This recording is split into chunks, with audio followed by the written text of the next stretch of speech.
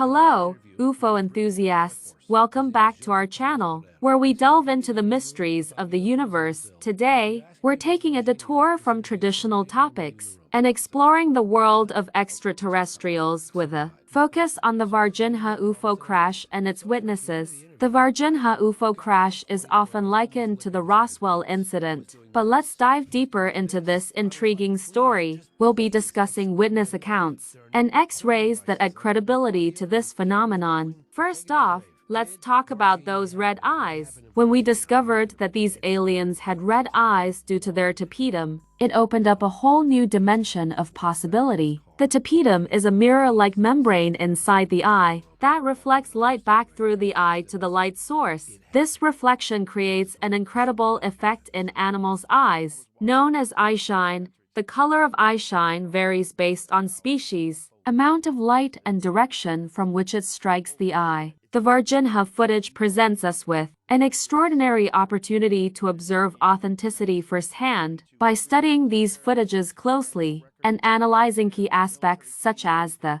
red eyes of the aliens with their tapetum, we can conclude that this is indeed legitimate and not a hoax or manipulation. So there you have it. In today's video, we've discussed a fascinating topic that has kept many people on high alert: the Varginha UFO crash and its witnesses. Remember, while these stories are exciting and intriguing, they also offer us an opportunity to stretch our minds and imagine what could be out there beyond our comprehension. Thank you for joining us on this journey. If you enjoyed this video, don't forget to hit that like button and subscribe for more intriguing content like this one. Until next time, keep exploring the mysteries of space. Set the internet abuzz amid news that a video of a captured creature exists and could soon be released.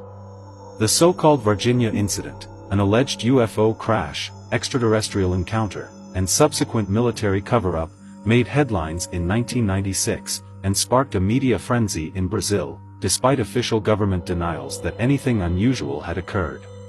It remains one of the country's most famous UFO cases, where many residents to this day insist that the Brazilian military captured two alien beings and threatened locals to keep quiet. And what makes it even more interesting is the United States actually showing up out of nowhere. Let's get to the bottom of this.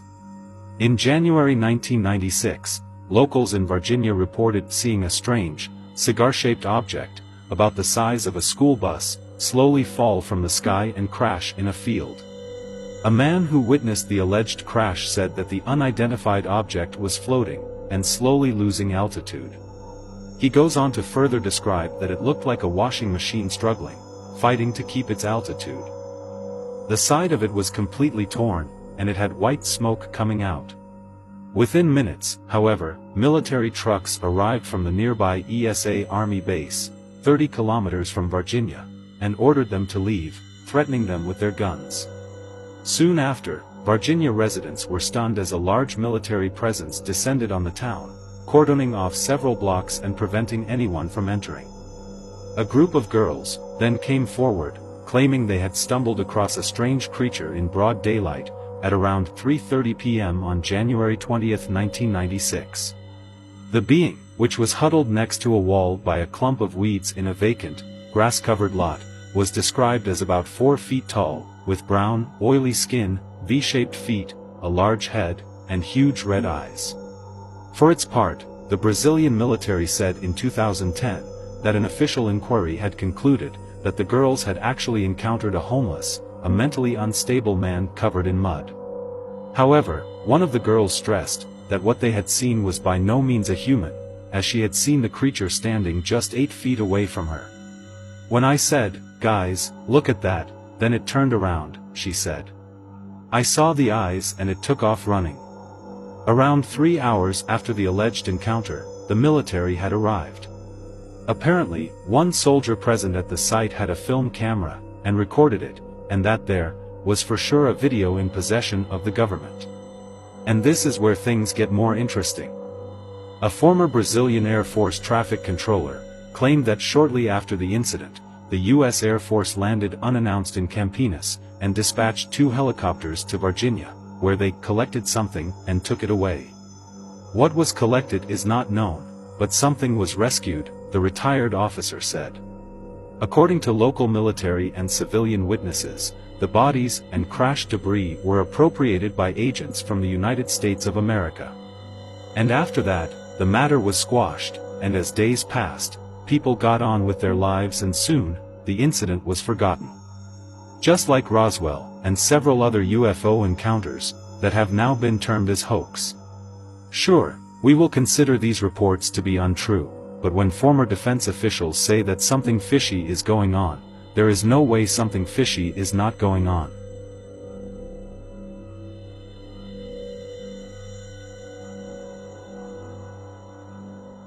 I get an interview with a brigadier, Air Force. His name is Jose Carlos Pereira. He said, I'll give you an interview about UFOs in Brazil, but if you ask me about Varginha, this interview's terminated and I'm leaving the room. I was like, what? Oh, he's got something to hide. Something to hide, no question. So I made him that promise that I wouldn't. So anyway, at the end of the interview, I got to the point where I was almost licking this guy's boots. I was doing this, I was doing this. I was like, please, just please, I swear on my life, there are no recording devices. I've got no audio, no cameras rolling. I'll take it to the grave. Did Varginha happen? What happened in Varginha? I'm looking him dead square in the eyes. I wanted to know if that damn case happened. Walks back to his car. I'm begging him, please. He sits down, he leaves the door open. Marco and I were standing right there and he looked at us and he said, it happened. Close the door, whoosh, off he went. I was like, do lado de fora do pátio, com o portão fechado, ficava caminhão da ESA, militar. E dentro do pátio ficaram mais Jeep com militares e mais, acho que tinha mais ou menos umas de 8 a 10 viaturas da polícia. Não entrava ninguém e não saía ninguém. Eles pediram que eu fosse fazer as radiografias das partes que foi solicitada. Crânio, coluna cervical, tórax, abdômen, bacia, perna e braços. O olhar deles, assim, era fixo. Eu me observando todo o tempo que eu estava fazendo. Mas não falavam nada. Nem entre eles não se comunicavam. Foi feitas as revelações e, nesse momento, eu não vi nem películas de filme, não vi nada. Foi tudo recolhido pelos militares no dia. Normalmente eu confiro as imagens para ver se está dentro do padrão. Mas nesse dia não foi conferido por mim. Entendeu? Um dos pessoal que estava lá dentro, ó, você fez o seu trabalho, muito obrigado. Encerra por aqui, não comente nada do que você viu, que você fez.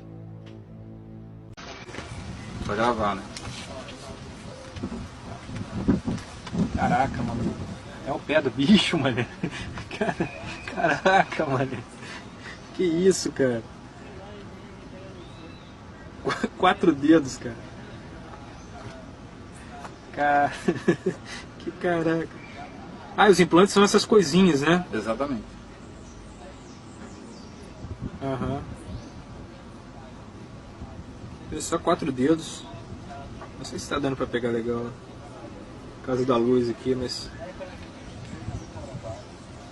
Então, esses implantes...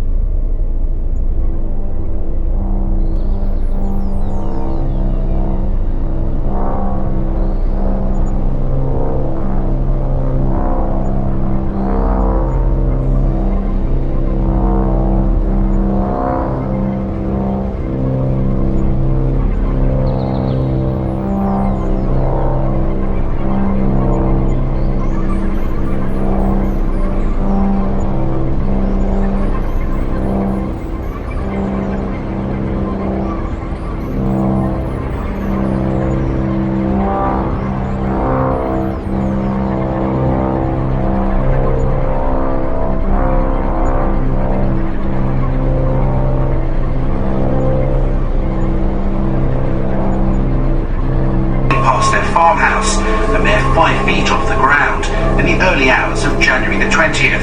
It appeared to be in some sort of trouble. It was around 1 o'clock in the morning, and we saw an object flying over with a lot of smoke coming from it. So I called my husband over, and we both looked at it.